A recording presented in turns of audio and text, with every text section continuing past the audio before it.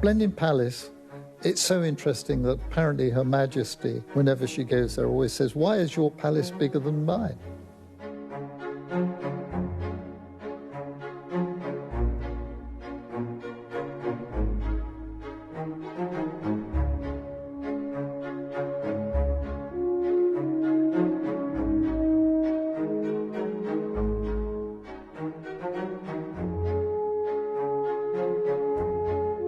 We're at a quintessentially British event, Sir James. What brings you here? But this is an amazing place. I've never been here before. I've obviously been to Blenheim, but not to the Salon Privé before.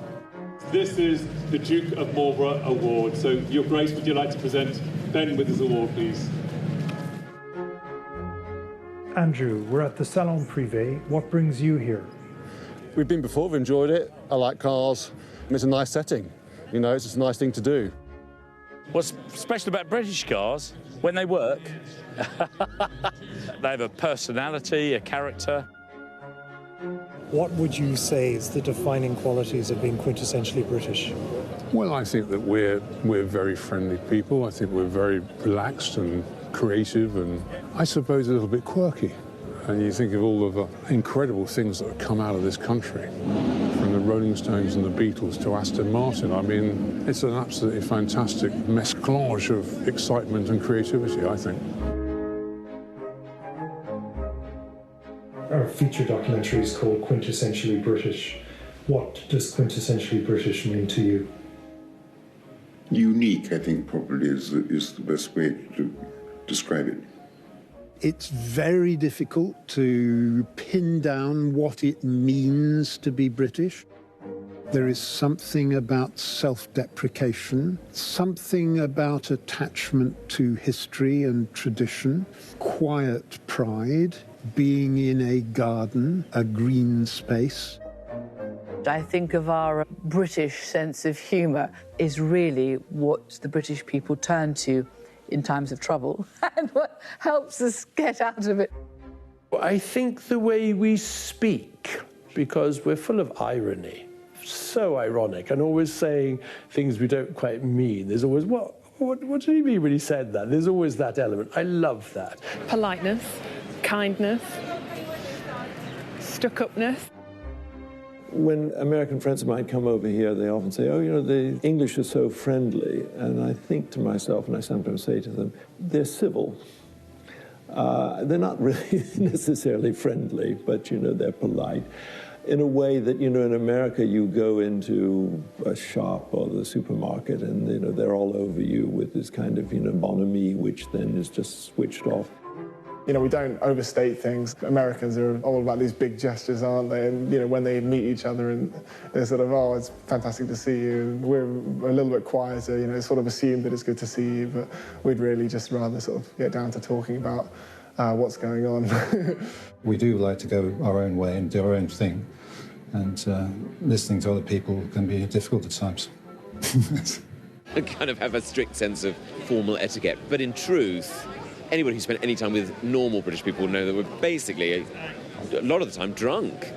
So there are massive contradictions. I think if you ask my wife what the quintessential characteristics of an Englishman are, she would say good manners, respectful behaviour, decent standards of dress. Perhaps she's a little old-fashioned in that. Just being very English. If the cliché of the Englishman is his politeness, his discretion, his privacy, obeys the rules, is it any wonder that those same people love going to the theatre where everything is different and people let their hair down and sometimes their pants? We love the theatre because so many of us are not theatrical in our lives. And the most famous Englishman who ever lived wrote plays but was an actor. Not a king, not a politician, not an athlete, not a saint.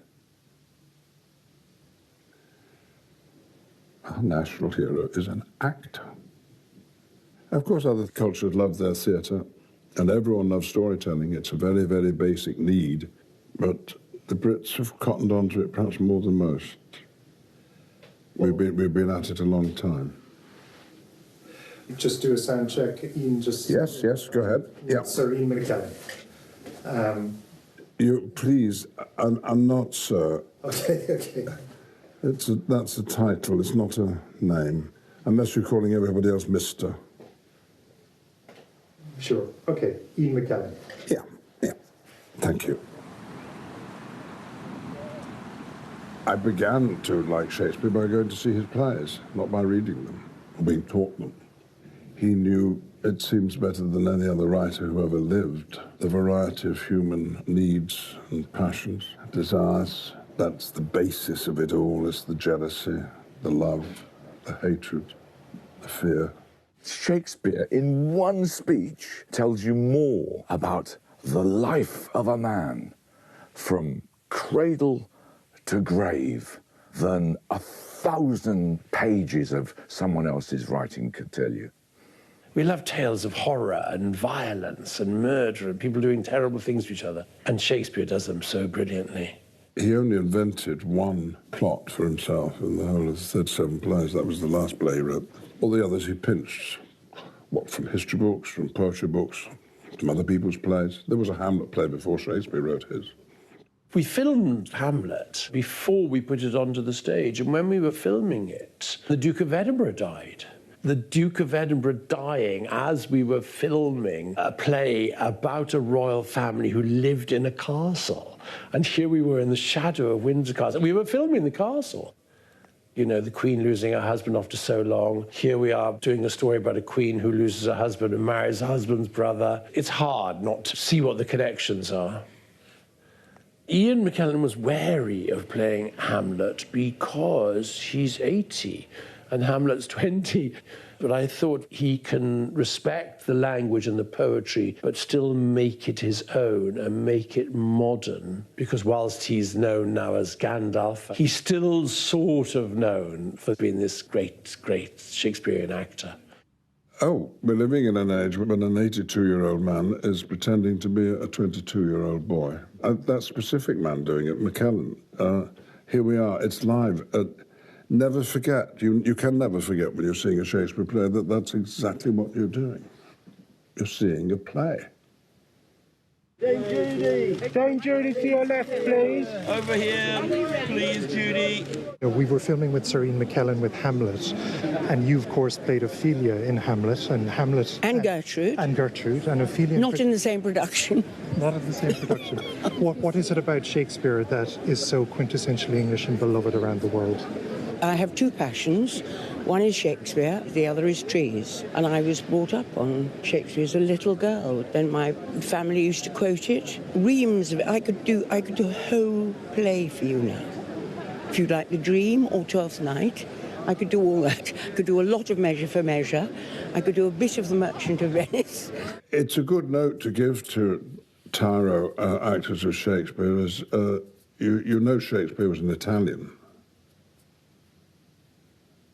Do we or not? Do we? That's the question. I mean, Italians, the cliche for us who are not Italians is that they never stop talking. You could say the same with the Irish. And talking very well. Good talk, not idle chatter. But done with great flair and imagination and metaphor and a variety of pace in the speaking and the hands and the gestures come into it in a way that the British wouldn't express themselves these days. I mean, we've had the Victorian era to live through to change our collective personality and national personality, but I think Shakespeare's characters are much more what we think of as Italian. Or Irish.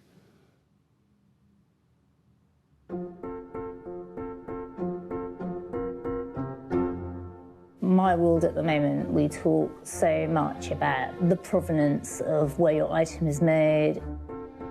And I think what's so interesting about the Queen, but also the royal family at large, is they've always shopped that way. They've always supported the Savile Rows, the Henry Pools, Prince Charles gets his John Lobb shoes, the Duke of Edinburgh, a Lock and Co cap. And that's so important to them to support these brands and to give them their royal warrants. And I think it's often underestimated how important that is and how that keeps these businesses alive. I have to confess that I have never ever been able to afford to go to Savile Row to buy my clothes. But I think there is something about precision tailoring, genuine craftsmanship, that is an important bit of British making tradition. The sartorial elegance, which is actually partly seen in Downton Abbey, is very British, whether it's through James Bond or the Savile Row tailors. I think the British are known for it, and it's trying to set a high bar. And in some ways, of course, that's what His Royal Highness Prince Philip set out to do. He always encouraged people to be the best, and that's where you should aim for. Not half tying a tie, but tying a tie really well, learning how to do something really well. You know, looking at someone's shoes, are they polished or not? And I still find I look at someone's shoes, just glancing down, just seeing whether they're polished or not. My husband gave our son a 21st birthday present of a suit from Savile Row. So it's that wonderful process of choosing the fabric, of deciding it, of getting measured, of getting adjusted. That whole process and journey is a delight to watch. There is no other street like Savile Row. Through the generations it's survived, and it's survived because of obviously the great houses and the names that have existed here on the row. We don't claim to be in fashion at any one time because fashion comes and goes. It's like the tide, it comes in and out. Bespoke is a tailoring term, and the young will always have a need to create things that are unique for them. Henry Poole really is the founding fathers of Savile Row and also the great inventors of the dinner suit, otherwise known as a tuxedo. It's a great honour to be at Henry Poole and being known for dressing some of the great names of the past, such as Vanderbilt, such as J.P. Morgan, such as Napoleon III, such as the Tsars of Russia, even the Emperor of Japan. Still today, these names stand. Winston Churchill was probably one of our great men that walked in here. And, of course, he came to us as a young, slim gentleman and got to meet my great-grandfather and my grandfather. And my grandfather remembered talking about his suits that came in for abundant alterational cleaning due to the cigar smoke. And he would always find little bits of ash and stubs inside pockets, which was very much his character. But he was apparently a wonderful man, even though he was quite moody at some points, you know, and we did have little tit-for-tats over bills that were eventually sorted. This is what we call measure books. So we would have measured Winston's father, and this is 1886 by the looks of it. Later on in life, Winston came to us in 1906, which is there, and that's some of his clothes that was made. You'll always meet customers and get to know them, which is the best part of the business. How would you like your pockets here? This is the big question here. Well, generally I don't use them. You know, I won't be putting any cigars in them, like Churchill. You should. I should. 4 working buttons on the cuff, so there's 4 working buttons here as well. Pleats or no pleats? That's a very good question. I mean, you're not strong on the thigh, so you don't need to have pleats. Right. Zip fly, button fly? A zip fly. I have to ask. Yeah. But most people don't zip. It's a single-breasted, button 2, notch lapel. So that's your plain weave with no colourway. That's your pinhead, showing the actual distances between the 2 colourways. And I probably would put it between those 2. So, Simon, I think executive decision. I think let's go for this. Yeah, I think that's a lovely one. It perfectly works well. It's smart casual, and dress it up, dress it down, and it also has a bit more character. It has a little bit more of the depth in the marbling effect with the pinhead, so it's a good choice. So when you mention Savile Row, I immediately think of the Beatles and their last live performance on the roof at number 3 Savile Row. A bit before my time on the road, there's quite often tours that come. They will always stop outside at the Apple building before they come and stop here at number 10 Savile Row. We're very fortunate. We have quite an eclectic range of customers. Officers in the army to captains of industry, and we have been known to make the odd outfit for heads of state. Thankfully, I've still got my head. Prince William and Prince Harry did their year at Sandhurst, and whilst they were training there, we were asked to make their initial uniforms. We received a great accolade in the fact that their first official portrait was of them wearing their uniforms made by Dejan Skinner. When Prince Harry married, we were approached and asked if we would make the frock coat uniform for the Blues and Royals, which was his mother regiment. Other than the people that were measuring and doing the fitting, no one actually knew who we were making it for. We're going to be making you a sports coat, but a sports coat with a difference. This jacket here is what we call the Bentley coat. We've utilised the Bentley stitching that is seen on every car steering wheel, and I understand that it takes 50 man-hours to make a Bentley steering wheel, which is, funny enough, the same period of time that it takes us to make a two-piece suit, 50 to 60 man-hours. The buttons are an engraved Bentley wheel nut that would have been on all of the original Bentleys. Get the rubber hammer out, bang it, untwist it, wheel comes off. A bit like Formula One, but not as quick as Formula One these days.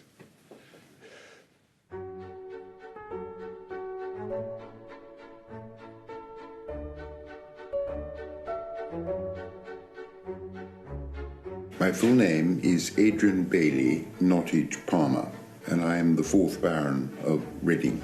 And I'm terribly fortunate that I'm able to wear quite a lot of my father's clothes, and indeed my grandfather's clothes. When I got married, I actually wore my grandfather's tailcoat, which was made in Savile Row in 1921.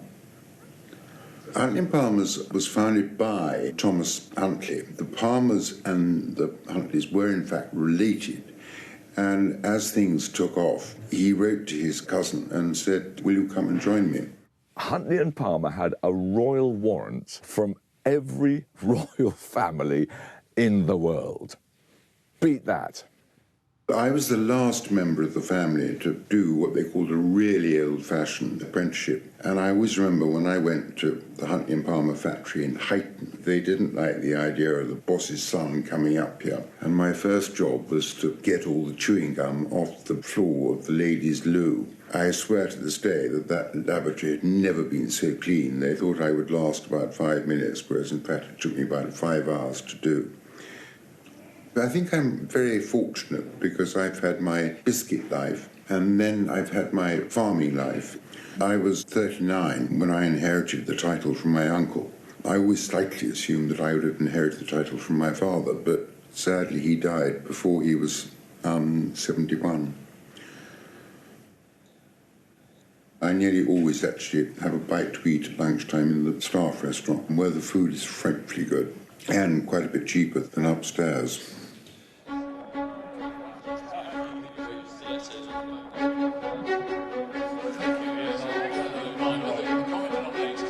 Do you think the House of Lords should be abolished? Definitely. The House of Commons, I think, is the most incredible institution on the planet. The Lords? Anything hereditary without actually doing it yourself and achieving it yourself shouldn't be around. I don't see why, you should get there through birth. I think that's just ridiculous. It's a bit outdated, if you will. So I've had the House of Lords be called the most expensive daycare facility for the elderly, with their subsidised meals paid by the taxpayer, but that's all okay. I mean, we have the House of Commons, right? I thought we were just going to talk about some gardens here. I haven't studied it in great depth, to be honest, but it probably could do with a bit of modernisation. But I quite like the decor, so don't modernise that. I'm quite keen on the House of Lords. People want to abolish it, but basically it could be renamed a House of Experts. Somebody once said to my children's mother that I speak on every subject. That is not true. If, for example, there was a big division on a health bill amendment, I probably wouldn't vote unless I'd spoken to somebody who had health knowledge. In the 30 years that you've been here, what are you most proud of?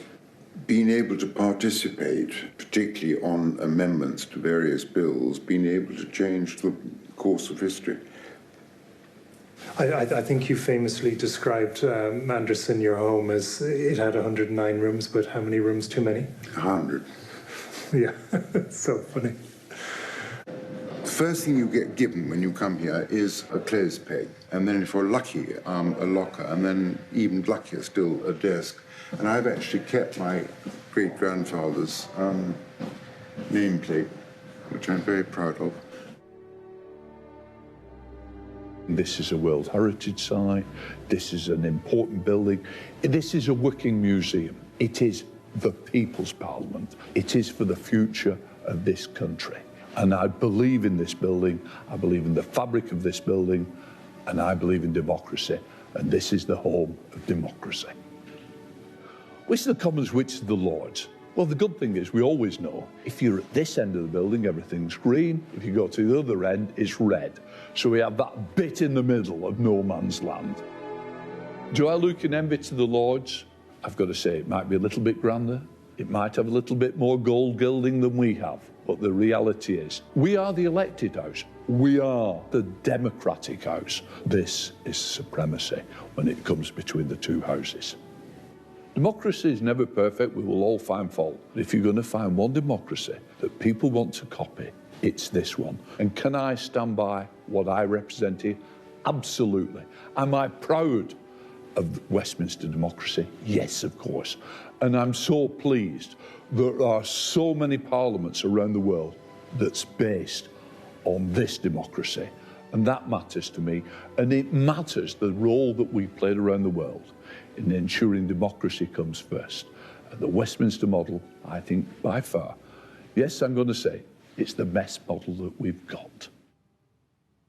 Part of my family is not only my wife, daughter, and the grandchildren, but it's also the pets, isn't it? You know, Boris the parrot thinks he's a politician. He loves coming to Parliament. He shouts, order, order, lock the doors. Betty, a Patterdale Terrier who wants to keep charge of everything. And of course, I've got Maggie the tortoise. Why is she called Maggie?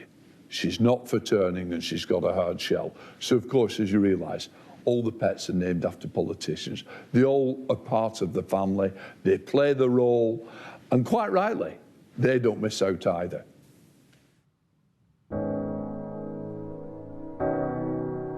I've always thought that I had the great advantage of growing up as a teenager in the 1960s. I came out of that period wanting to change the world. And I decided that democracy was the way to achieve change. I wanted to come to Cambridge, so I applied. I was absolutely terrified. I did a terrible interview. But remarkably, Pembroke College gave me a place. Spending a really wonderful period of time here, burying myself in English literature, was not just a treat, but it was a rather wonderful preparation for life. One of the things that inspired me in Cambridge was a supervision with one of the fellows. We had written essays, they weren't terribly good essays. He said, let me tell you what Wordsworth and Coleridge were really all about. And for the next 2 hours, he paced up and down, he pulled books out of the bookcase and read quotations at us. He conjured up a whole world for us. And that is the power of a good supervision. It can inspire, it can fire your imagination, it can fire your passion. That transference of enthusiasm and inspiration is what Cambridge teaching at its very best is all about. It's no accident that Cambridge has produced over 100 Nobel Prize winners because of the quality of intellectual attainment, the depth of research, the quality of teaching. If we lost that, we would be diminished terribly. The ability to offer to the very best and brightest of our students here in Britain an opportunity to flourish and to shine. I was at Cambridge on a scholarship, so I didn't get there through privilege. But once you're there, you realise that you're part of a great deal of historical privilege. If I hadn't been to Cambridge, perhaps I wouldn't have been invited to go to the Royal Shakespeare Company by these Cambridge people who were running it. I went for the interview and I didn't get in. But I think they saw that I wasn't properly posh, that's why. And I was just talking a lot. And I think they were like, oh, please. Not bitter, though. I'm definitely not bitter about it. I never think about it, even though it was 20 years ago. My experience of Cambridge was that I flourished because I went there to work. I loved it. It was very high pressure. Now, a lot of students couldn't take the pressure, wouldn't enjoy the pressure, would hate the pressure. I'm Callum Sullivan, and I recently graduated with a degree in music. I captained my Cambridge crew in the boat race against Oxford to victory. When I really decided I wanted to apply to Cambridge and put in the work that meant that I could get there was actually probably watching a boat race. I realised at that point that this was an event that was really special and that I actually had the capacity to possibly be in this environment. Best decision I ever made. Once you're part of this boat club, you have to be, particularly for the 6-7 months leading up to the race, totally locked in and making sure that you're getting as much out of yourself as you can. And we're all expected to do really well in our studies as well, so it is a bit of a challenge and one that's really, really great learning. We usually end the week on a pretty tough session on Sundays. Earn the day off, we tend to say. Get up a little bit later than usual on Monday mornings. Head to Nana Mex for a Monday burrito on the student deal. You know, when you're sitting on the start line on race day and you know that there's something like 6 million people watching on BBC One, and you know that there's 200,000 people on the banks of the Thames, and you're sitting there and you're absolutely trying to do anything but make a mess of the first stroke and end up losing your crew the race. And that's basically all you can think about, otherwise you do exactly that. To hear the roars of the crowd coming through Hammersmith Bridge, it's a really special thing to be part of. So my first plaque is yet to go up. It's somewhere in one of the corners of the room. Oh, there it is. Yeah, that's my plaque there, and I'm right in the middle in the 5-seat. And I think it's destined for one of these spaces on the walls up here. This race has been part of national culture a little bit for so long. I thoroughly enjoyed the Oxbridge boat race. My number 2 sister went to Cambridge and Geordie went to Oxford, and my number 5 sister went to Oxford as well. So there is this extraordinary rivalry, light blue and dark blue. And obviously as children, we were always very excited if somebody sank. We were usually waiting for that. It was the first thing I ever saw on television. I was walking past a shop front and there was a crowd looking into the window, and I went to join them, and on a little screen about that size, there was a brown, shady image, and I realised it was a moving image, and it was happening at that moment, and so that's the first time I saw television. Oh, well, I've always wanted Cambridge to win the boat race because my uncle went to Cambridge. It's not really a race, is it? Because it's the same two competing for something that's largely irrelevant to everybody else.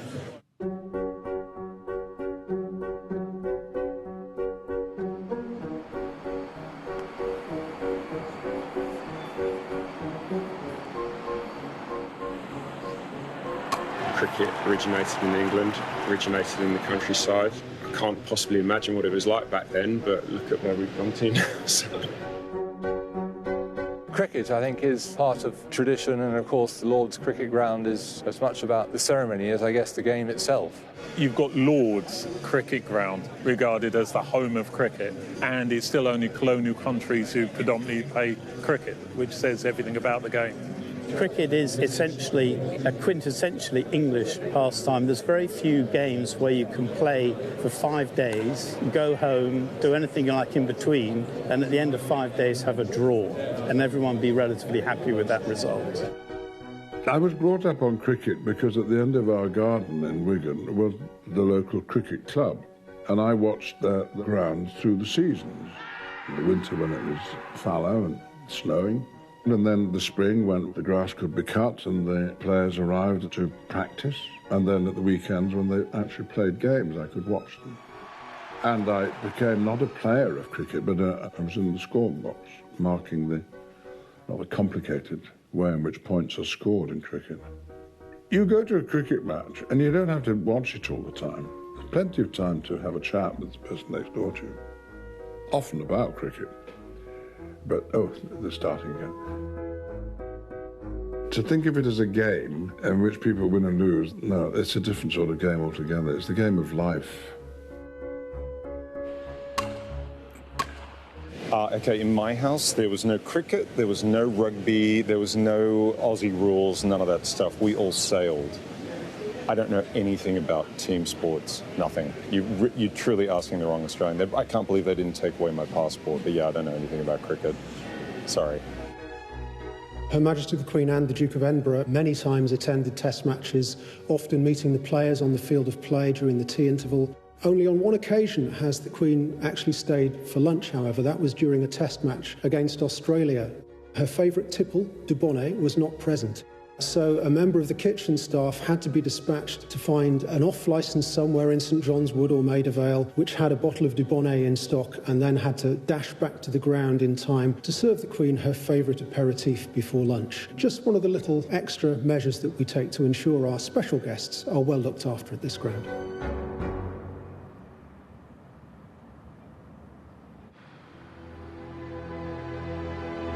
I lived in Bloomsbury for several years in London, and it's an area that's very special to me. And I think what I love about it, other than the Dickensian heritage, is all the little twists and turns, and you stumble upon these small museums that you may not have known existed. I particularly love the Sir John Soane Museum, and it's quite famously said that the British are such avid collectors, and there's no better example of a random, delightful, at times horrifying collection of antiquities hidden away on a quiet street in Bloomsbury. People look at these buildings, they look at a place like this, and they see something that's really like a fly in amber. We're in the library dining room of Sir John Soane's townhouse, which became, after his death, his museum. He was appointed to be the architect of the Bank of England, and that was probably his greatest achievement. And he was awarded a knighthood. He was also fortunate in marrying an heiress, Eliza Smith. One of the great tragedies was that only 2 years after they moved into the house, Eliza Soane died. Soane was disconsolate.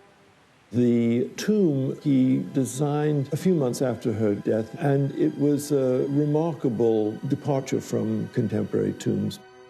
Giles Gilbert Scott must have looked at it, and being intimate with the house and the collections, it would have come to him as an edicule which offers shelter for communication. Gilbert Scott, who designed the phone box, he saw this and thought, that shape, and I hope he thought, and that love story will be just perfect for this new invention called the phone. His inspiration, it was a brilliant bit of lateral thinking, if you like. Gilbert Scott wanted it to be silver, but the post office said, oh no, budget, and they said it's going to have to be red. And now that's an iconic sense of Englishness in this country and right around the world.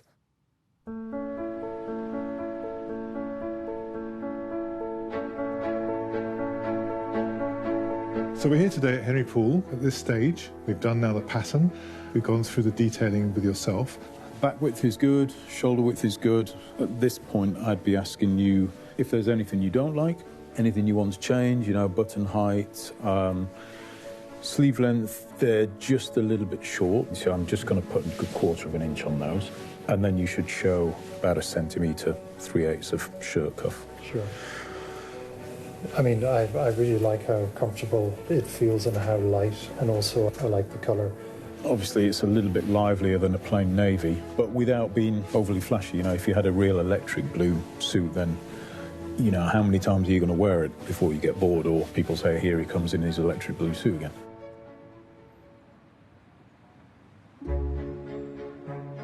We have to admire the entrepreneurial spirit of the original John Lobb, who in 1863 saw the Prince of Wales in the park and saw that he'd left a muddied footprint, and then he used that as an imprint to make his first riding boots, which he gifted to the Prince of Wales before he was king. that had a long-standing relationship with this heritage brand, the royal family, and of course the royal warrant that John Loeb has carried for so long came about. My great-great-grandfather founded the firm. The fact that it's a family-run business, behind that family-run element of it is the fact that it's an independent business. And I think it is that element of independence which is maybe a quintessentially English trait.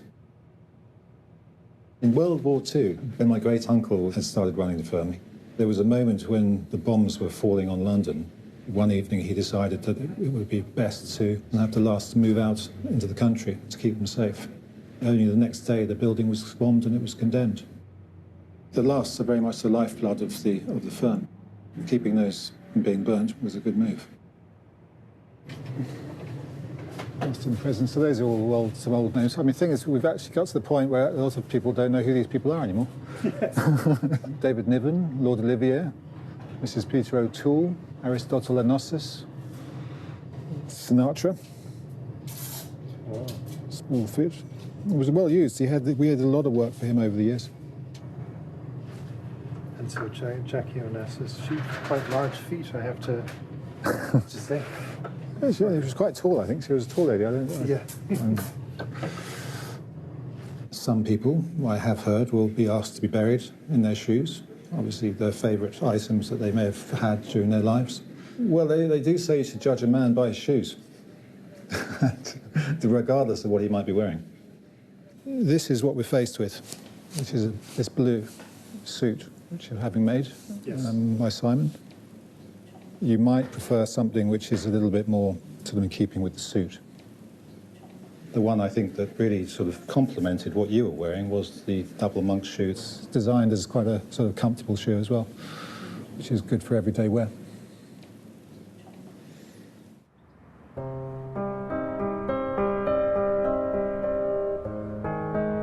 British weather is, for me, perfect.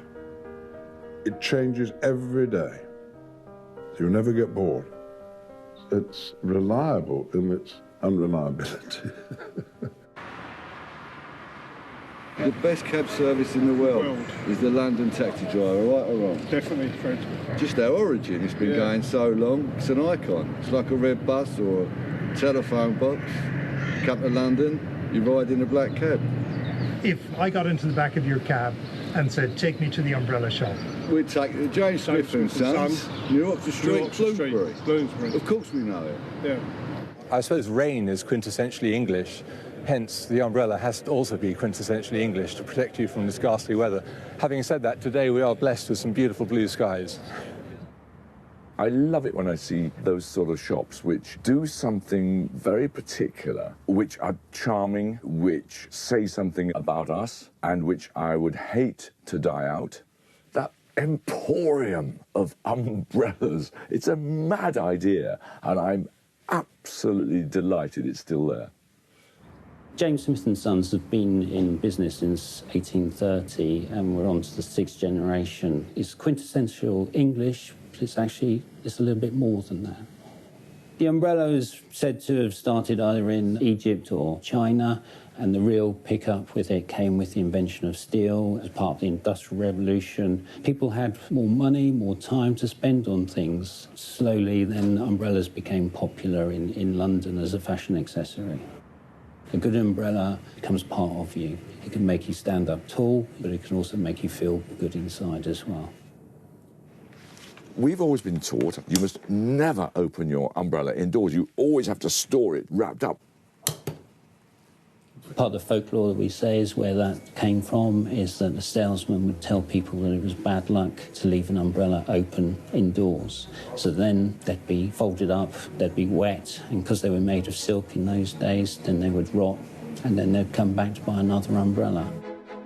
You go to James Smith now, they've got an enormous horseshoe saying, don't worry, it's not bad luck. You can do what you like with your umbrella. This horseshoe will protect you. Honestly. There's a secret part in every Englishman which wants to be the gentleman's spy, the immaculately tailored Savile Row suit, the rolled-up umbrella. It's as deeply rooted in English culture these days as cricket is.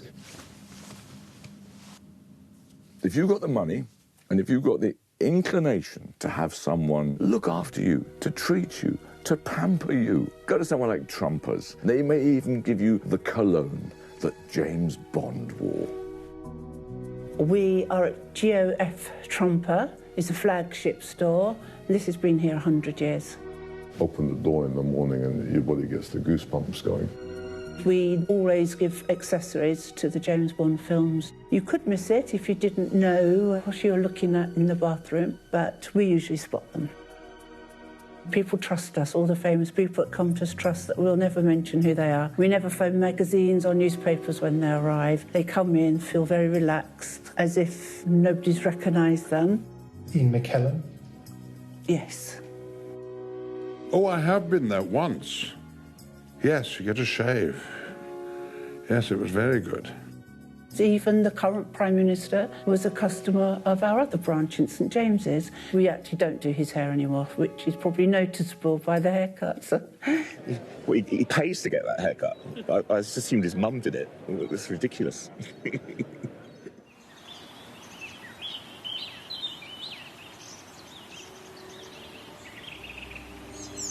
I love looking at gardens, sitting in gardens, walking through gardens. I am hopeless at being a gardener. Sir Edmund Lauder, that classic example of an English eccentric, having that sort of passion, that drive to build a garden on such a grand scale, a great deal of it by his own hand.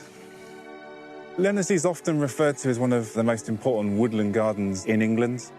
A lot of the English garden design was taking influence from Europe. After the English landscape movement and the woodland garden explosion, suddenly English gardens were influencing Europe.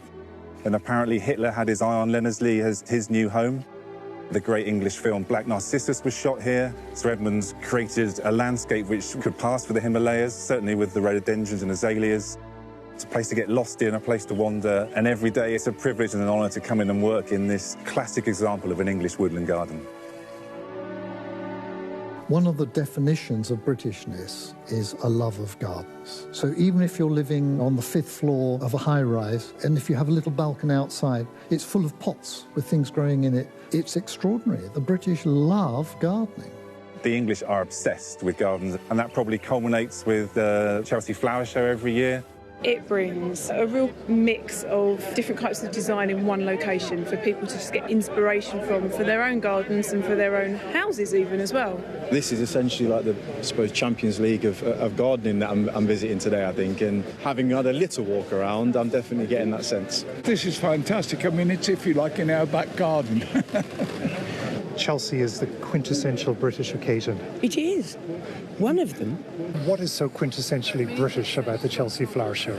That we're here in this weather with no coats and nothing else on. And it's fun. And it's fun. You get the chance to put a pretty frock on and see beautiful things and chat to lovely people. And we are a royal borough because Queen Victoria, on her deathbed, decreed that the borough she was born in should become a royal borough. So that's why we're the royal borough of Kensington and Chelsea. And later on this afternoon, we'll be welcoming some of the royal families, some of the people that live in our boroughs. So all comes together on RHS Chelsea Flower Show.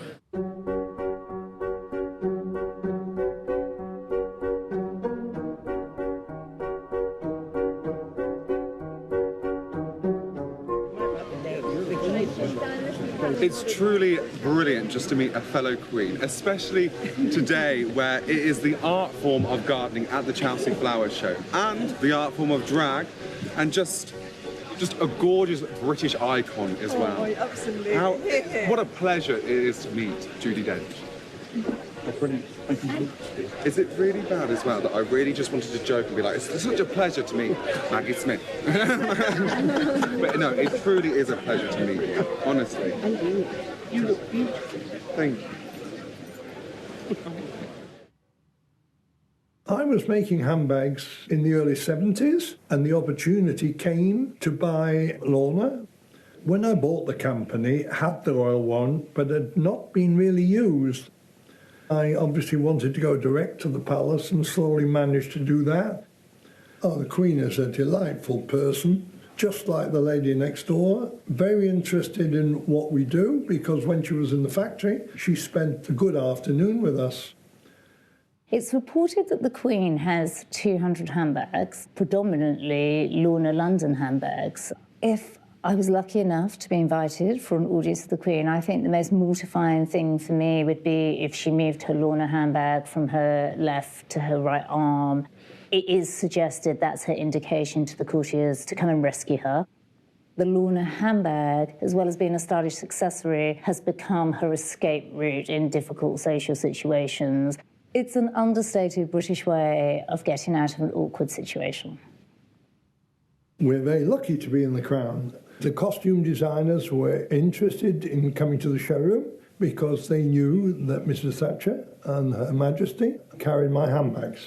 That's very intriguing that two silhouetted, famous power ladies chose the same handbag brand. This was the Traviata, which is the Queen's. I know this is a beautiful white one. And Mrs. Thatcher had the Olympia, which was the nearest to the bag that she carried when she bought for me. Both great ladies. James Purdy & Sons have been making guns for quite a long time now. They are probably the finest gunmaker in the world, as British gunmakers are.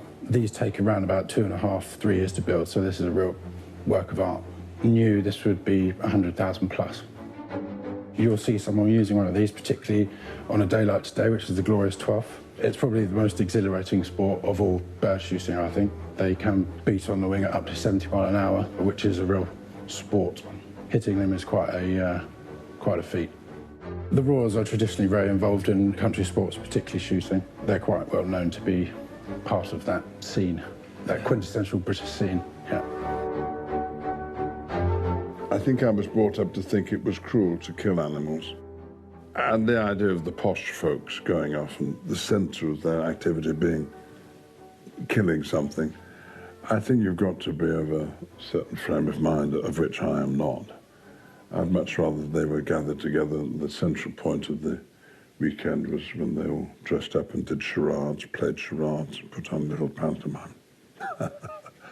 Shooting a bird. If that's essentially English, it's not an Englishness that I can respond to at all.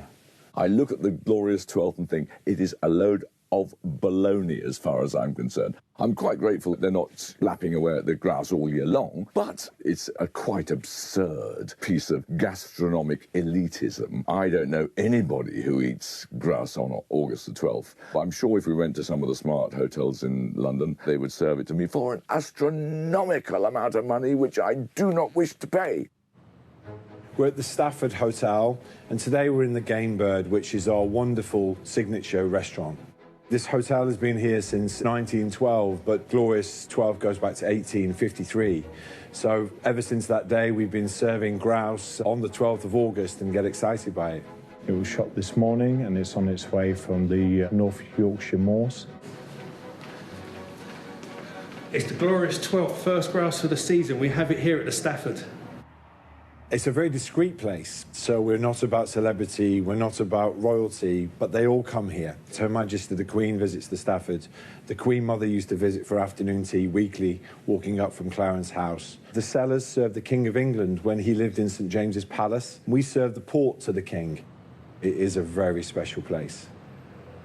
We're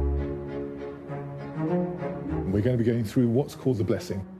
The blessing involves the final fitting. We're looking at the small details now and the general comfort that we hear from you and how you enjoy the suit. Also, we have the extra cloth there, which I must say, Frank, if any prosperity takes place, we can have 4 inches of extra cloth inside to allow that difference in inches. So do not haste. We are there for you. This is good to go now. Of course, in reality, I couldn't show you around because it's members only. But, Absolutely. We're rule breakers. So let me just show you some things here in the South Library that are quite interesting. This is Faraday's wheelchair. Faraday, our great scientist, was also the honorary secretary just at the very beginning of the club's history. And there we have Dickens' chair. And this incredibly tall arrangement with the 3 tiers was the cheapest way of accommodating this huge number of books in one room. The only problem is that a lot of older members who have vertigo are terrified of going up there, so we send the library staff up to find the books. I can well imagine that. The Athenaeum does have an amazing roll of honour. Charles Dickens, Charles Darwin, Churchill, J.M.W. Turner, who does those wonderful interiors, member of the club. Wherever you look, in a way. The clubs went through a very hard time in Pall Mall and in St James's, and they were out of favour, they were old-fashioned, they were seen to be a relic of the 19th century. If you read the novels of Dickens and Thackeray, there always seemed to be somebody going off to the club and somebody coming back from Parliament to report over a nice glass of port. I've been a member of Private Members Club purely and simply because I got it as part of a promotion and part of my work and what I was doing. But average person, Private Members Club is irrelevant. That's out of our league. Yeah, it's out of our league. We are just London boys. That's another... It's another world for us. Another world, exactly, yeah. But they're lovely places. Apparently. Yeah. We only go to the main door, we don't get invited in, we just drop off. It's a very useful way of making sure that you can meet someone and entertain them in the middle of London. But I would say it's more a functional thing for me than part of my being and identity. The only real advantage of a club would be that it'd be a place where you could go and sit quietly. But who might come up to you and want to have a good long chat? Actors have a number of clubs that they could be expected to join, the Garrick, but women aren't allowed to be members of the Garrick Club. Why would I want to go to a club that wouldn't have women in it? The men's clubs, they can go there, they can sit, they can talk about racing and backgammon and things, and I don't necessarily want to do that.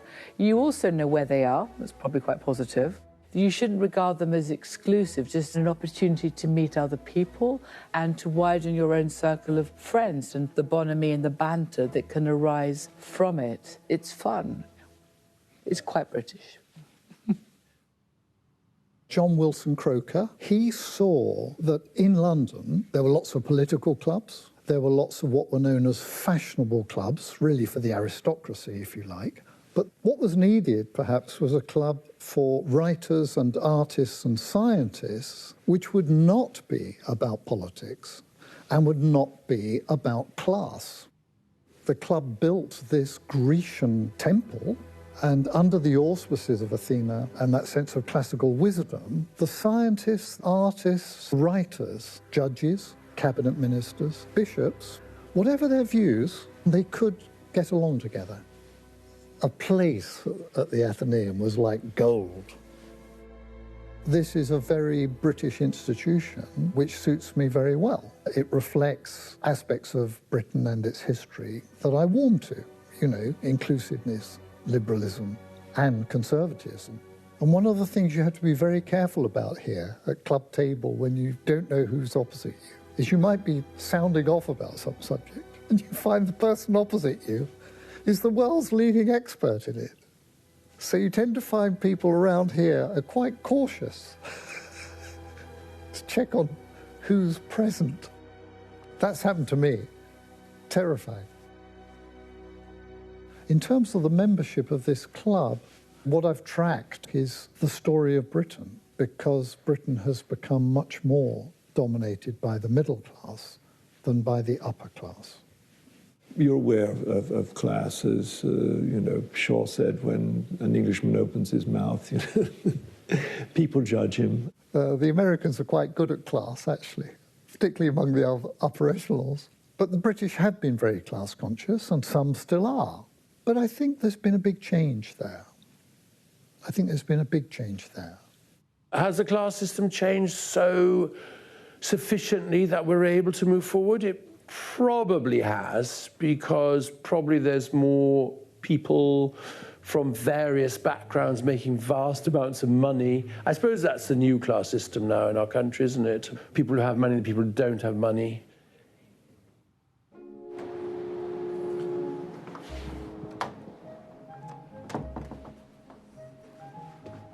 Neil,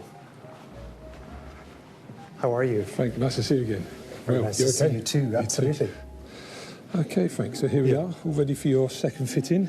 You'll see a slight difference to when you were last here, in so much as we've now made the bespoke shoe trees, which my younger brother made in our tree making section. He's a fairly new character. He's only been here 30 years or so we're still trying to train him. He's a lifer. He's a lifer. Yeah, for sure. But most of us are. So, but yeah. So the trees are also bespoke, and we're left with this beautifully varnished shoe tree, which is an exact replica of your foot also. So it's got the correct width and contours that your foot has. So this shoe will never shrink back. You'll always maintain that size and shape, which is very important for the longevity of the shoe. The Double Monk is a shoe that's been part of the firm's history since it was created by my grandfather. It has a sort of timeless quality to it. So you've got the oak bark sole, hammered and shaped to your last and hand stitched onto the welt. The heel was built up with, there's no block heel, this is individual layers of leather. Every pair of shoes goes through 4 different craftsmen's hands. We've got the closer who makes the beautiful uppers, the shoemaker who stitches all the sole and the heel together, and then the tree makers who make the wooden inserts going after. So all these guys are highly trained, highly skilled. It's very much a team collective effort. I get to see you and get all the praise, what a beautiful shoe it is. So I get the glory when they fit well, but by the same token I also get the grief if they don't. So I guess it's a double-edged sword. I kind of feel like I'd want to sleep in them if I could. If you were invited to one of our many amazing country houses for the weekend, you wouldn't go wrong by wearing a Henry Poole suit and a John Lobb shoe for your arrival.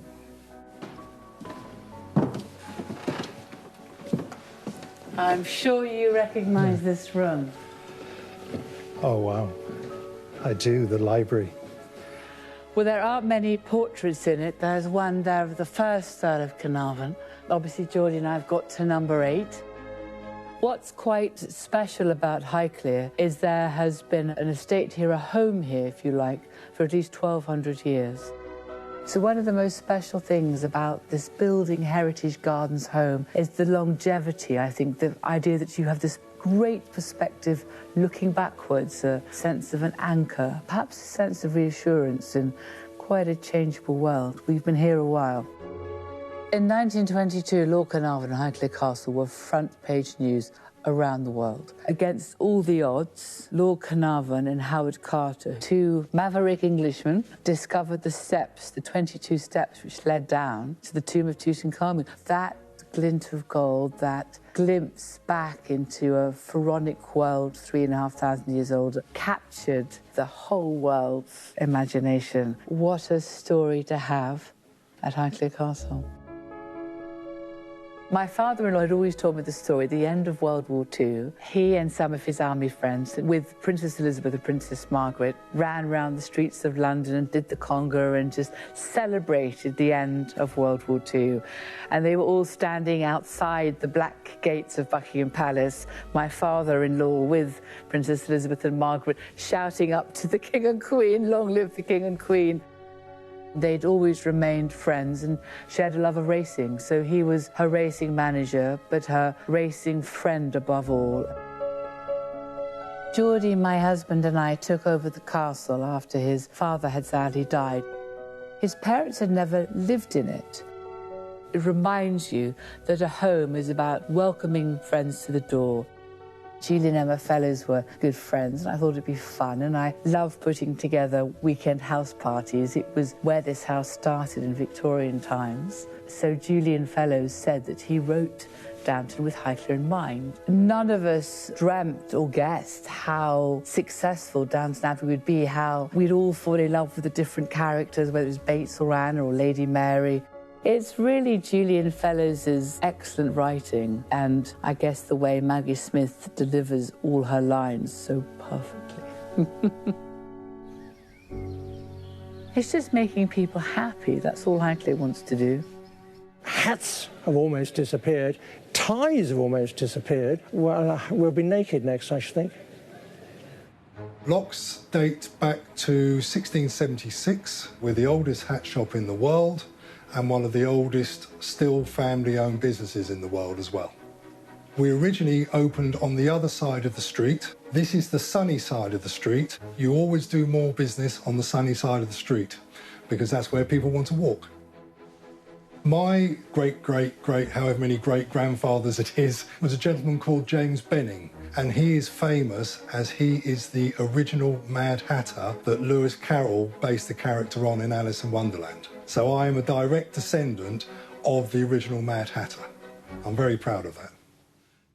We've got a great connection with James Bond. We hatted Sean Connery in the 60s. In Dr. No, he famously wore Trilby. In Goldfinger, Oddjob wore what we call a square crown coke, and that was the one with the reinforced brim, which he used to throw at his victims and slice their heads off and all sorts. Famously, the square crown coke was also worn by Winston Churchill. We were very proud that Winston Churchill was a big customer of ours before and during and after the war. When the war was taking a turn for the worst, you'd find that when you look in the ledgers, there'd be an insertion for Winston Churchill for a new hat, because it was a way of him lifting his spirits when the chips were down. One of the moments in history that my family are very proud of is that my grandfather fitted the crown for the Queen's coronation. We were commissioned by Garrard's, the Queen's jewellers, to make a velvet pad that went inside the crown so it would size it down so it would fit the Queen on her coronation day. So we use a machine called a conformator, a French invention, dates back to 1849, and we still use the same machine today. We haven't found a better way of doing it. Looks like an instrument of torture. I think someone described it as quite steampunk, and I quite like that. Right, OK, so if you look straight ahead for me, plonk the old girl on, get it centred for you, and then just pushes down. Looks like it should hurt, but it doesn't hurt at all. And then we just give that a squeeze. There we go. Lift that off. It's a little bit of an old girl, so we have to give it a little bit of gentle persuasion. And then hopefully there's an imprint of your head shape. There you go, sir. That is amazing. And it's an exotic-looking egg. Yes, yeah. What I love is when I get a customer coming in here, a young guy comes in and said, I've always wanted a lock hat because my grandfather wore one.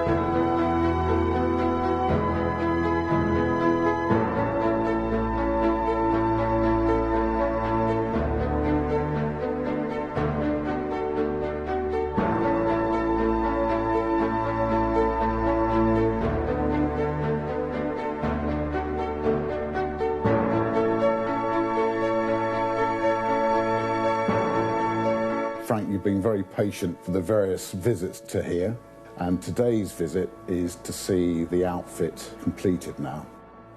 I am very, very pleased as how it's turned out.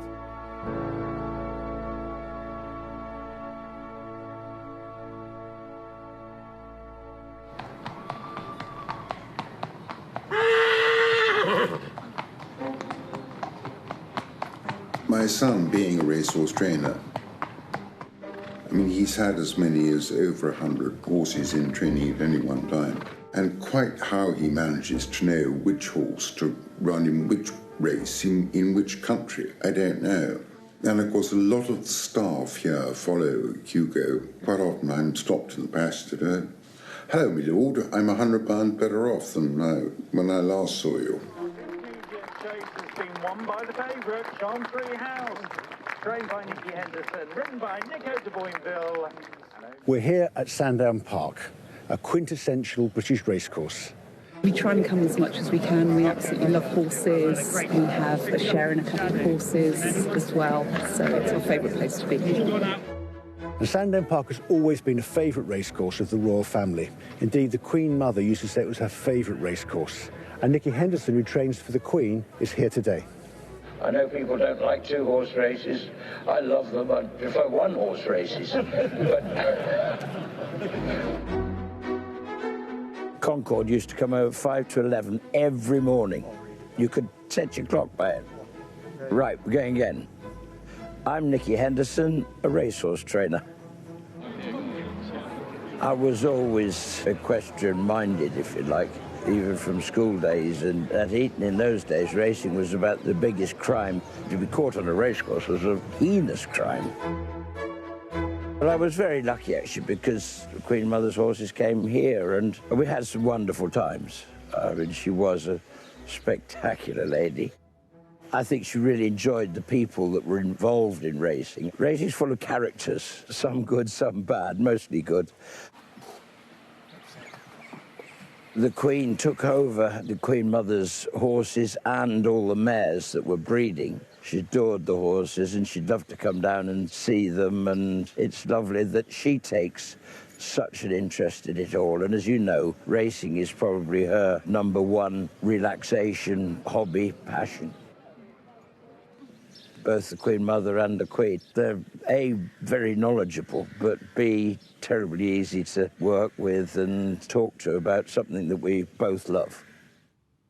The Gold Cup, the Champion Hurdle, the Champion Chase, they are the pinnacle, the Oscar, if you like, of the racing world. Over the years, there have been some good days, and I suppose these are the special ones because these are Bobsworth and Long Run's Gold Cups. 2012 was a particularly good Cheltenham Festival. Horses' feet vary in size quite considerably. And as you can see, there are big ones and there are little ones. This is actually a youngster of Her Majesty's called Rapid Flight. They're all homebred. And he's a street horse. He won the other day, and he's due to run again this weekend. He doesn't eat the door, but he's just he's a nice youngster. His life's in front of him, so who knows? And what is the breakfast of champions? Well, this morning, what he's actually had to eat. Yes. He's had a bowl of nuts. He's had some hay. He's been out. He's been actually jumping this morning. Oh, it's so beautiful. It's a Rapid Flight. He's called Rapid Flight. So lids up. I don't know how rapid he is, but he won the other day, and I hope he'll win again this weekend.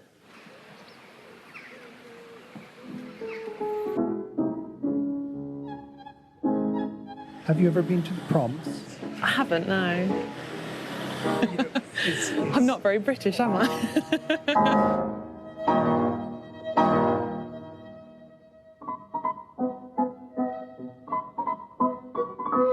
Could I tempt you with a programme, sir? Oh, my goodness me, yes, of course. Yes, it's £5 and it goes to support our charities. And we've just surpassed £1 million raised for charity. I'm Susie Gregson, founder and chief executive of Proms at St Jude's. I think you're missing 3 very important letters there, Susie. MBE. I was awarded an MBE by Her Majesty the Queen. I was awarded it for services to the community, pretty much for founding Proms at St Jude's and for keeping it going for so many years.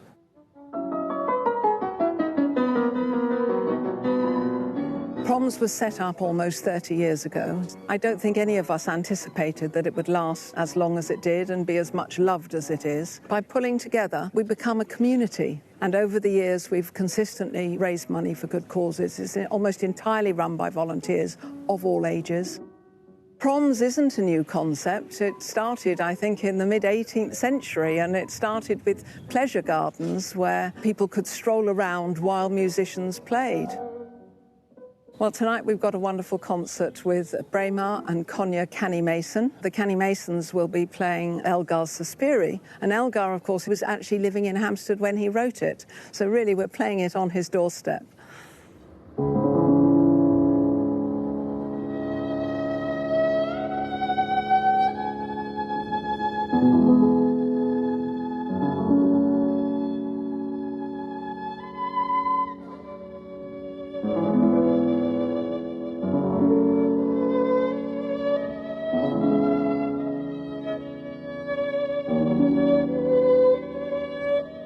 was special to play a piece in Hampstead knowing that it was written so close to where we were performing.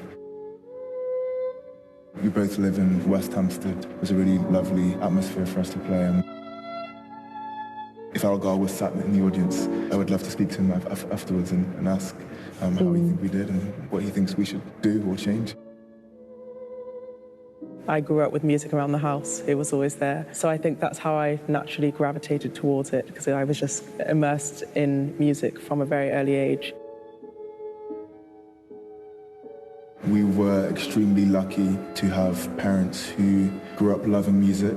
They really believed that it was an essential part of the education, and we've just been really, really lucky to have had incredible opportunities and an amazing support network.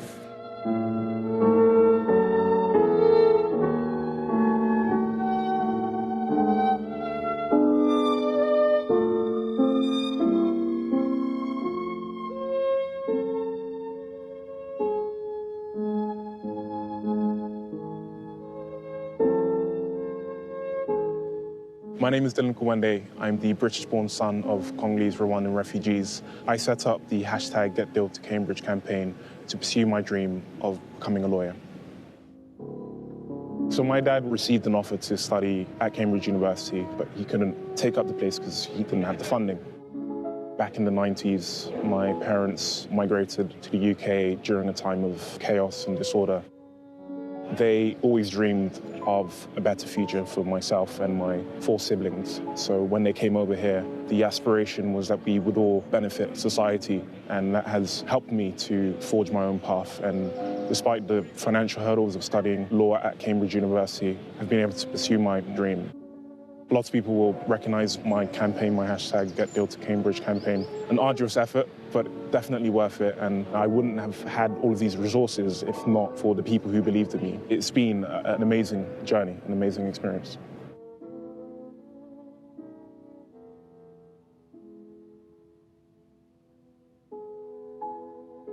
There is still that feeling in rural England. There's something rather lovely about it.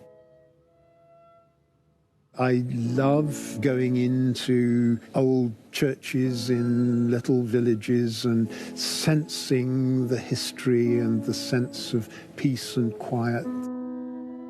I love going to Grantchester and having cream tea in the orchard tea rooms. Is that the whole of modern Britain? No, of course not. But it's part of the whole. Chocolate box, Christmas card, the village. I'm not in a village, I'm a provincial urban lad. So I get much more sentimental by the paintings of L.S. Lowry. Lowry painted the now demolished cityscapes of the north. The mean little houses and streets and the big overpowering factories and churches. Smoke in the air. Damp, dirty. Well, the north was a bit like that when I was growing up, and I can get sentimental about that rather than anything down at Grantchester, all those posh people. You know, the mountains of the Lake District, the mountains of the Highlands of Scotland, they are some of the oldest land masses in the world. The Himalayas, the tall mountains these days, are new. They've just arrived. The Pennines have been here since time immemorial, and I get sentimental about that.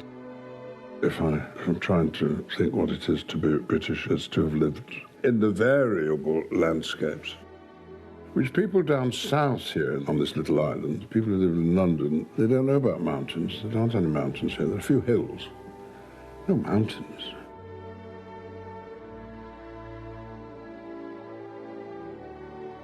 I don't think there's a direct link between us today living in London and the London where Shakespeare lived. I mean, that's long, long ago, and it was very, very different. Very violent, horrible place, actually. Cruelty on the streets, and death in the air, short lives, dirty, disease-ridden.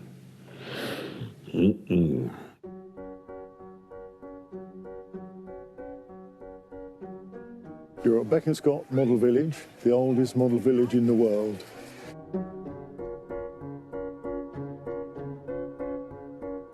This is where we got the quirky names. The fruiterers, You Are a Peach, Heavenly Souls, and this is the smallest Marks and Spencers in the world. What did they sell in the 30s? And they sent us all the information, and basically they just sold hats, stockings, shoes, gloves and scarves, things like that, not like they do today. And this is a little memorial to our founder, Roland Cullingham. People think he's buried there, but he's not. Why do you think the 1930s was chosen as the period? I think it was the time was just about right, because I think after that, everything sort of changed. I think we got it just right. So it was almost like an idyllic, quintessentially British time. Oh, I think so. No doubt about that, yeah. Yeah, it was. It was. That is English. Even now, you go out and about, and on a Saturday and Sunday, they're playing cricket.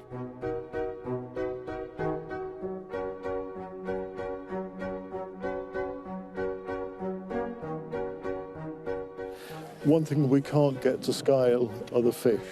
These are enormous mutant whales in scale, so yeah.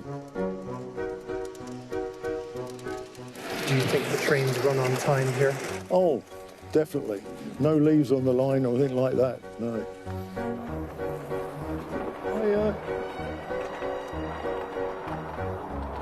Why are Pixar movies so successful?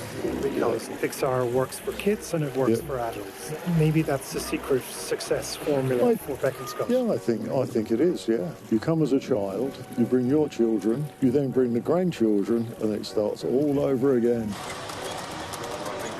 And you've got Ascot Racecourse, as it was in the 1930s.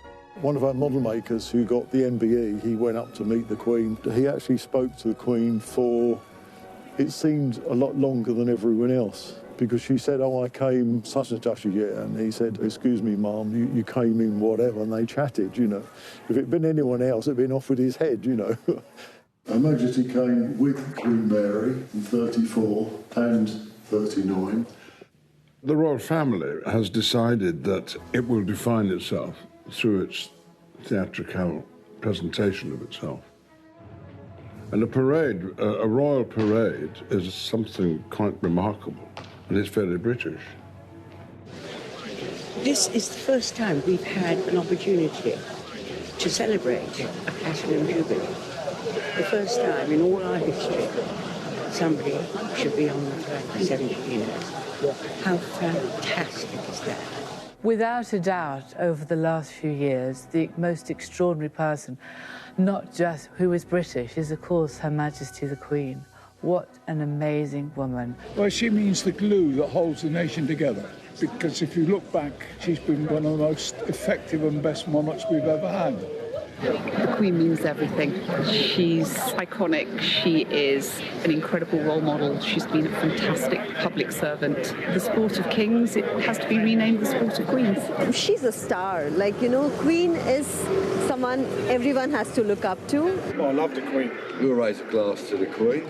Without the Queen being here, this country wouldn't be what it is. Exactly. But the royal family, aren't they German in origin?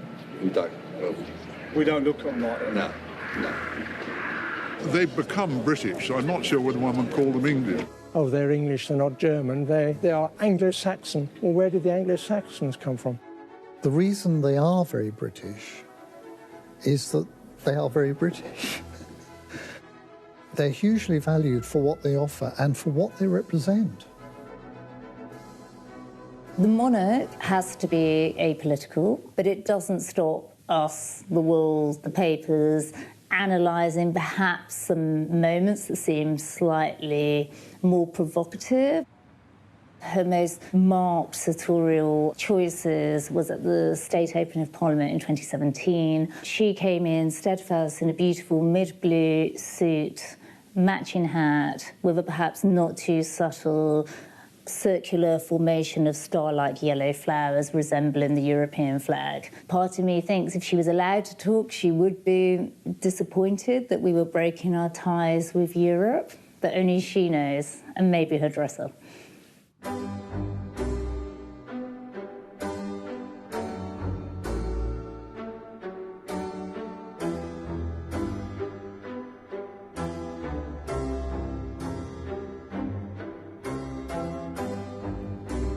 I was 20 years old. I remember all the people in the street, myself included, to see the car and the Queen. Everybody was amazed by that. That was an amazing day. So you saw the Queen go by in her Absolutely. limousine. Were there George's crosses on the streets then? That's a good question. I don't remember that. As a country, we're pretty good at friendly appropriation of other people's property. I mean, St. George, I don't think St. George was actually an Englishman. I don't know too much about him. I'm pretty sure he is a saint, the personification of Britain. So, yeah. The Genoese in the north of Italy, their state flag was the white and red flag that we know as the English flag. From a footballer perspective, you know, we look at that flag with real pride and as something to fight for and as something that we want to kind of take across and do the best we could. So I always had a lot of love and pride towards St. George's Cross. I'm very pleased to have a conversation with you guys because you asked me a good question. Why there are very little Italian flag here and there is also a St. George flag? St. George flag was adopted in Genoa immediately after the First Crusade. The King of England decided to ask the permission to the Genoa Republic to use the Genoa flag in order to be safe cruising in the Mediterranean area. Our so-called English flag, we were actually shelling out the readies year by year saying, hello, Genoa, sorry, we owe you a bit of money for our national flag. Here you are, darling. I was not able to understand why, but they stopped in 1599. Our king or queen said, I think we've had enough of paying out for this Genoese flag, and I like the flag, let's keep it. So this is really our flag. We wrote down a letter to the Queen, to Buckingham Palace. We received a very good letter back from Buckingham Palace. I'm very proud of that, saying big thanks. Maybe one day, with all the money coming from the flag, we may reconstruct the Republic of Genoa. That could be a good idea. Don't say it because this is illegal, so I'm not going to say that, okay? We need to have a conversation about the St. George flag. We love it, and I'm sure you guys love too. We can decide that April 23rd, we should have a celebration all together. People from England and people from Genoa. I, before starting this documentary, thought that the St. George's flag is a quintessentially English flag. But filming this documentary, we discovered that English stole it from the Italians, from the Genoese. Well, to be honest, it doesn't really surprise me. We're quite a thievery nation, I suppose. I'm not surprised to learn that as a story. What you've just told me is all brand new information, but very interesting that maybe comes up in a quiz one day that I might use. What is actually British? Think about it. Fish and chips isn't. Tea isn't. A cup of tea. Cup of char, sir. Cup of char. Lovely Cockney. Cup of char. It's not a Cockney word at all, char. Char is a Mandarin Chinese word. He is from China. Yeah, so I think that's something to link the two cultures together. 3 times the number of British people have an Indian dish every week. Wow, that's great. Okay. Which dish in Indian? Like, what do they like? Say chicken tikka masala. Wow, chicken tikka masala. Nice. That's my favorite too. Juana, what's the national dish? Well, we definitely at home still have fish and chips every Friday evening from the local fish and chip shop. Fish and chips, that is the quintessential English dish. Thank you very much to those Jewish immigrants from Europe who brought the idea of fried fish with them. Beef, of course, is a French word, bœuf. Mutton and lamb comes from the Normans. Oh, and thank you very much to the Vikings, because they brought this idea of smoking fish and preserving fish, so smoked salmon and smoked haddock and kippers. Thank you very much to the Vikings. Pork. Not pig. Pork. Foreign word. Because the French were better cooks. Was that the reason? Imagine the UK without any Caribbean influence. Rum punch, jerk chicken, red stripe, like, A British person's one of their favourite beers is generally a red stripe. Everyone knows it. Beer, English bitter beer, one of the most famous in the world. That's not English. 500 years ago, we didn't have any hops. They came from the Netherlands, from what is now Belgium and Holland. They had hops. They showed us how to make beer. Cider. Cider, English cider's lovely. Thank you, the Normans. Thank you, William the Conqueror, for bringing all your apples over and showing us how to make cider. Whiskey. Now, that'll be British. Would it? Why don't you ask the Irish? Because it's probably the Irish who invented whiskey. Gin. Now, gin, the quintessential English drink. No, it isn't. We got the idea from Holland, and they got the idea from North Africa via Italy. Not English at all. Where did the sausage come from? The British sausage. You can't get those abroad. And there's nothing like one. A British sausage, superior to any sausage I've ever had anywhere else in the world. Was that not quintessentially British? Who are really English is quite hard to say, really. If you look at the history, the more you look back, the more interesting it gets and the more different peoples come into the equation. It's so fascinating to see one wave of immigrants after another, and it's still continuing, of course. We've had to face our, all our phobias, haven't we? Our racisms and our fears and our anxieties about the other. But we're all the other. We are the other. Of course we're mongrels. That's what's so absolutely wonderful. This has, in some ways, always been a multicultural society. It's more evident now because of, obviously, the end of empire and the whole impact of a Commonwealth and all of those things. It's been very interesting to see how many people have been very keen to live in Britain. Is it just about there being a national health system and there being a social security system of a kind that you certainly don't get into in the United States?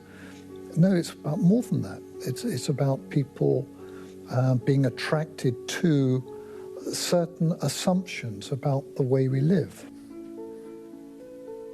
My family come from Ireland. We know all about wanting to be accepted as foreigners in this country. It takes a while, but we do integrate. We do welcome people from abroad. We always have. Churchill, he was half American.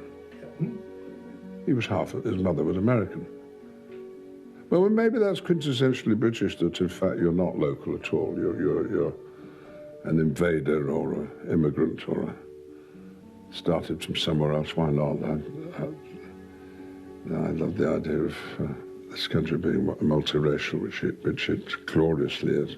In an ideal world, I like the sense that anybody could consider themselves to call Britain home. Because I think that's at its best when it celebrates how cosmopolitan it is. I get frustrated when British people think that we're not inclusive and that we're not all embracing, because from what I've seen from my travels is that we are. We really are. Your surname is Petrucci. Is that an English surname? It's Italian, Sicilian, my granddad.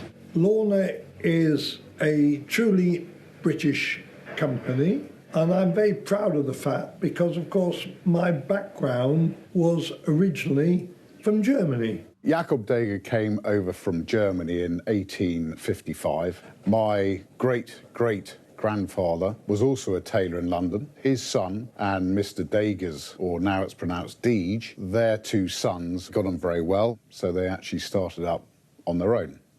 Culturally, I think because of the richness of people's experiences from the Caribbean, from India, from Africa, from Europe, obviously makes it far richer. And there is really something for everyone. Oh, we are in Chinatown, phenomenon. Amazing place, yeah. It's a good place to mix with the British culture and international culture and the Oriental Chinese culture as well. There's so many Indians over here, and I don't feel like I'm an outsider. I feel like I belong to this place. British Asians are definitely a huge part of Britain. With our cuisines, with our commerce, with our cricket, there are a lot of dishes in our culture to have. We're celebrating that. When I was retraining my career in horticulture, Lindsay was kind of spoken of in hushed terms then. It was the lost hidden gem. It was shut for, 8 to 10 years. Ironically, for a quintessentially English woodland garden, it was saved by a South African-born family. So Penny Streeter and her family bought it, reopened it, and are driving it forward, making it what it is today. Elgar was often considered quintessentially English, but a lot of the influences were European. It's not unusual for foreign influences to find their way into British culture, British society. The same is true of cricket. It probably originated in southeast England, but there is a competing theory which suggests the game was imported by Flemish weavers who arrived in this country in the 16th and 17th century. So foreign influences have made their way into English cricket just as they have into every other aspect of British life. Britishness for me is not about being insular. It's about being open to the world, absorbing influences and being able in turn to influence. And that, I think, is one of the things that makes us special.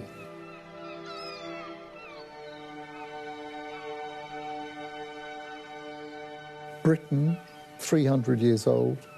England, 1100 years old. They're very different things historically. They often say about England that it's really the history of the shires that is our sort of back in the mist of time is where we come from, as it were. It's very interesting that the British are often called the English, which extremely annoys members of the other nations. Now, where I come from is extremely English. On all sides of my family, English. You have Irish ancestry as well. I do. Do you consider yourself quintessentially English or British? It's very interesting you should ask that. As I've just done that programme, who do you think you are? So there is a huge slice of me that is Irish. And I was born in England. And then there's a lot of something elsewhere as well. I can't say anymore. I'm like a kind of fruitcake. Yes, and I discovered when I did the same programme that I had quite a recent relative who was a professional actor. I could feel myself to be a Kiwi, having worked there for quite a lot. Sean, born and bred in Swansea in South Wales and lived in London most of his life, still feels he's abroad when he's in London. I think I've brought my Welshness with me throughout my whole life everywhere I've been. But I've lived in South Africa, I've lived in America, I've lived in England, so I've lived all over the world. And if you ask me in 10 years, I'll probably be clearer. But at the moment, I'm certainly feeling very Welsh, yeah. Blood-wise, I'm half Irish, so I feel like I'm a bit of everything. But I guess I quite enjoy playing up to being a little bit of a stereotype of somebody who's English, but and sort of sounding posh, but I'm not really posh either. I just happen to have a posh voice, but my parents are from southeast London, so they talk like that. So I don't know what I am, but I quite enjoy playing a bit of a character. And if I'm really feeling it, I like to pretend I'm in Downton Abbey. That's usually when I'm at home. Oh, quintessentially British, I think, yes. Yeah, I'd like to think. I think British is probably how I would identify myself with, purely and simply because of the diverse nature of where I'm from. My dad's from Jamaica, my mum's from England and Wales, and I think to encapsulate as many of the islands as I possibly can and areas, then within to myself, that's how I'd probably call myself British over just English. English, yeah. Why? I don't really know, to be honest. British is a bit, maybe sensitive at the moment. English. English. And why so decisively? Why? Because that's our origin. We are English. Yep, definitely. So I feel I completely identify as a very British person. Yeah, I'm very much a proud Brit, absolutely. I'm from Monmouthshire, the border of Wales, so I think I always sounded very English to the Welsh people and very Welsh to the English people, so I think I've always had a slightly mongrelized accent. So you're not born British, you have it thrust upon you. I would consider myself English, though my parents were both from Glasgow. Yes, I think I do consider myself quintessentially English. I would consider myself British. The connotations of being considered English are fairly negative, I still feel. I am English, I am British, I am Congolese, I'm Rwandan, I'm a Christian, I'm black. you know, I'm happy to wear that complexity with pride. When people ask me where I'm from, I say I'm from the Caribbean. Because, like, I am, and I'm very proud to be from the Caribbean. I am English, and proudly English, and I am Irish, and proudly Irish. Quintessentially British. I've never thought of myself as English. I think we're a generation that have grown up being Brits rather than English, in a way. If not more, European. I am English. I was born in England, but I also consider myself British. And to be honest, in the current political climate, I consider myself European as well. I'm not allowed to say I consider myself European. Delete that bit from the...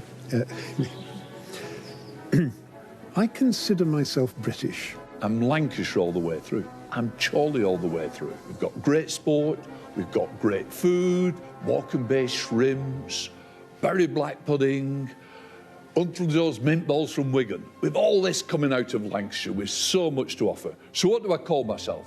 A Lancastrian. Proud to be a Lancastrian, proud of my accent, proud of the north of England. And of course, yes, I'm English, but I'm British as well. And I represent a parliament that covers the United Kingdom. And that matters to me. So of course, yes, I am British, I am English, but I'm a true Lancastrian. I was born in England. I have a deep attachment to England, but I want to be part of an internationalist future, not an English past. I spent a lot of my school days and university time being taught that nationalism had been a very bad, narrow thing, which was now extinct.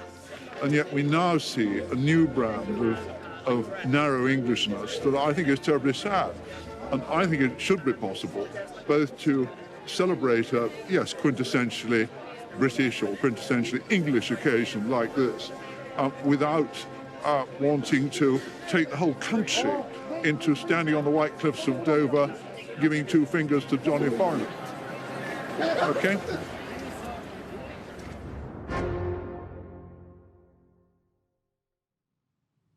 If I go home and tell my wife that I've ended up talking about spies, she'll just roll her eyes completely, because that's one of my... I actually write spy fiction in my spare time. And it bores her to tears. My immediate predecessor as Master of Pembroke was Sir Richard Dearlove, who had been head of MI6, known as C rather than M in the James Bond films. So, yes, there have been people from the world of espionage or counter-espionage here, but only in an official capacity these days. We did have a previous master who was burned at the stake. I hope this isn't a pattern that will be repeated for present and future masters. I think, Frank, it's gin o'clock, so it's been so nice meeting you. And then this is what we have very much enjoyed. Creating, making, and then drinking. Mind you, it was 4 years of making, and it was 9 months of tasting gin. Can you think of any Shakespearean expressions off the top of your head? Alas, poor Yorif, I knew him well. Not me. That's good for it, eh? I'm educated, boy. London taxi driver, see? We know a bit about everything. More than me. Bit about everything. I like to use therein lies the rub when I'm often making a joke about something where, you know, it just maybe doesn't work properly or whatever. It's not a big deal. It's like, therein lies the rub. But of course, you know, when it was used in the play originally, it was for a very tragic situation, you know, probably something life and death. It usually is in Shakespeare. To be or not to be, that is the question. Wherefore art thou, Romeo? She who doth protest, you know, that sometimes gets said in a bit of a joking way when you're like, well, I'm really not bothered about this, but, you know. Personally, I didn't like Shakespeare. You know, the British have Shakespeare and us Chinese have Confucius. Though this is madness, there is method in it. Such sweet sorrow. It's like she sells seashells on the seashore. The shells she sells are seashells, I'm sure. But if she sells seashells on the seashore, then I'm sure she sells seashore shells. And I bet Ian McKellen can't do that. Shakespeare knew and said often to his characters that all the world's a stage. all the men and women merely players.